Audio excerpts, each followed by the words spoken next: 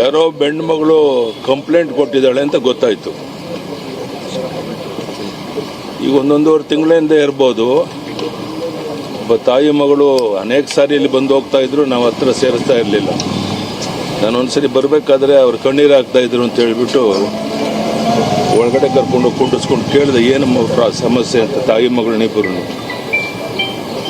ನಮ್ಗೆ ತುಂಬ ಅನ್ಯಾಯ ಆಗಿದೆ, ಮತ್ತೊಂದು ಮಗದೋದು ಅಂತ ಹೇಳಿದ್ರು. ಆಮೇಲೆ ನಾನು ಪೊಲೀಸ್ ಕಮಿಷನರ್ಗೂ ಫೋನ್ ಮಾಡಿ, ಇವ್ರಿಗೇನೋ ಅನ್ಯಾಯ ಆಗಿದೆ, ಸ್ವಲ್ಪ ನ್ಯಾಯ ಒದಗಿಸ್ಕೊಡಿ ಅಂತ ದಯಾನಂದಕ್ಕೆ ಫೋನ್ ಮಾಡಿ ಅವ್ರನ್ನ ಇಬ್ಬರು ತಾಯಿ ಮಗಳನ್ನಲ್ಲಿ ಕಳಿಸ್ಕೊಟ್ಟೆ. ಅದಾದಮೇಲೆ ನನ್ನ ಮೇಲೆ ಏನೇನೋ ಮಾತಾಡೋಕ್ಕೆ ಶುರು ಮಾಡಿದ್ರು. ಅಲ್ಲೇನೆ ನಾನು ಹೇಳಿದೆ, ಇದು ಯಾಕೋ ಆರೋಗ್ಯ ಮನುಷ್ಯನ ಸರಿ ಇದ್ದಂಗೆ ಕಾಣಲ್ಲ, ಹೆಚ್ಚು ಮಾತಾಡೋ ಉಪಯೋಗ ಇಲ್ಲ ಅಂತ ಹೇಳಿಬಿಟ್ಟು ನಾನು ಅವರನ್ನು ಪೊಲೀಸ್ ಕಮಿಷನರ್ ಕಳಿಸ್ಕೊಟ್ಟೆ. ಪೊಲೀಸ್ ಕಮಿಷನರ್ ಎಲ್ಲ ವಿಚಾರನ ತಿಳ್ಕೊಳ್ಳೋಂಥ ಪ್ರಯತ್ನ ಮಾಡಿದ್ದಾರೆ. ಇದನ್ನು ಬೇರೆ ರೀತಿ ಮಾಡಿ ಈಗ FIR ಏನೋ ಆಗಿದೆ ಅಂತ ಹೇಳಿವೆ. ಕನಿಷ್ಠ ನಾನು 25-26 ಗೆದ್ದೇ ಗೆಲ್ತೇವೆ ಅನ್ನೋಂಥ ವಿಶ್ವಾಸ ಇದೆ. ಅದರಲ್ಲಿ ಯಶಸ್ವಿ ಆಗ್ತೇವೆ. ಅದನ್ನು ತಮ್ಮೆಲ್ಲರ ಒಂದು ಸಹಕಾರ ಇದ್ದರೆ ಇನ್ನು ಮುಂದೆ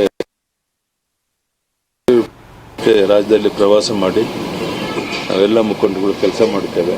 ಅದರಲ್ಲಿ ಯಶಸ್ವಿ ಆಗ್ತೇವೆ ಅನ್ನೋ ವಿಶ್ವಾಸ ಇದೆ. ಪ್ರಧಾನಿ ನರೇಂದ್ರ ಮೋದಿಯವರ ಒಂದು ಜನಪ್ರಿಯತೆ ನಮ್ಮ ಒಂದು ಲೋಕಸಭಾ ಚುನಾವಣೆ ಗೆಲುವಿಗೆ ದೊಡ್ಡ ಕಾರಣ ಆಗುತ್ತೆ. ಮತ್ತು ನಾವು ಸಹ ಸಾಕಷ್ಟು ಕೆಲಸ ಮಾಡಿರೋದ್ರಿಂದ ಅದೆಲ್ಲವೂ ಸಹ ಈ ಚುನಾವಣೆಯಲ್ಲಿ ಜನ ಬಿಜೆಪಿ ಪರವಾಗಿ ಒಲವು ತೋರಿಸ್ತಾರೆ ಅನ್ನೋ ಸಂಪೂರ್ಣ ವಿಶ್ವಾಸ ಇದೆ.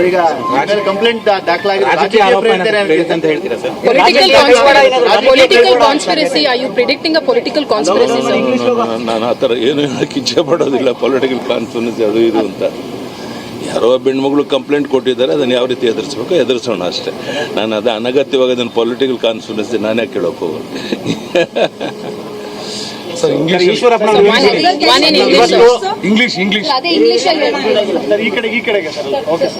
ನಾನು ಏನು ಹೇಳಿದ್ದೇನೆ ಅದನ್ನು ಇಂಗ್ಲಿಷಲ್ಲಿ ಟ್ರಾನ್ಸ್ಲೇಟ್ ಮಾಡ್ಕೊಳ್ಳಿ.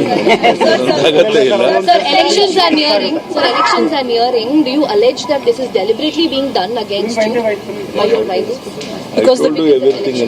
I don't want to comment more. ದೊಡ್ಡ ಕಾನ್ಸ್ಪಿರಸಿ ಅದನ್ನ ಯಾವ ರೀತಿ ಎದುರಿಸಬೇಕು ಎದುರಿಸೋಣ. ಸರ್, ಈಶ್ವರಪ್ಪನವರು ಇವತ್ತು ಸಂಜೆ ಒಳಗೆ ತಮ್ಮ ನಿರ್ಧಾರ ತಿಳಿಸ್ತೀವಿ ಅಂತ ಹೇಳ್ತಿದ್ದಾರೆ. ಖಂಡಿತ ಅವರ ಮನವೊಲಿಸ್ತೇವೆ. ಅವರು ನಮ್ಮ ಜೊತೆಗೆ ಇರಬೇಕು, ನಮ್ಮ ಹಿರಿಯ ನಾಯಕರು. ಎಲ್ಲವೂ ಸರಿ ಹೋಗುತ್ತೆ ಅನ್ನೋಂಥ ಸಂಪೂರ್ಣ ವಿಶ್ವಾಸ. ಶೆಟ್ಟರ್ ನಿನ್ನೆ ಬಂದು ಭೇಟಿಯಾಗಿದ್ರು ಸರ್. ಜಗದೀಶ್ ಶೆಟ್ಟರ್ ಬಂದಿದ್ರು. ಅವ್ರಿಗೆ ಬೆಳಗಾಂ ನಿಲ್ಲಕ್ಕೆ ಇಷ್ಟ ಇರಲಿಲ್ಲ. ನನಗೆ ನಾನು ಕನ್ವಿನ್ಸ್ ಮಾಡಿ ಬೆಳಗಾಮಲ್ಲಿ ನಿಲ್ಲಿ ಅಂತ ಹೇಳಿದ್ದೇನೆ. ಅವರು ಸಂತೋಷದಿಂದ ಒಪ್ಕೊಂಡು ಹೋಗಿದ್ದಾರೆ.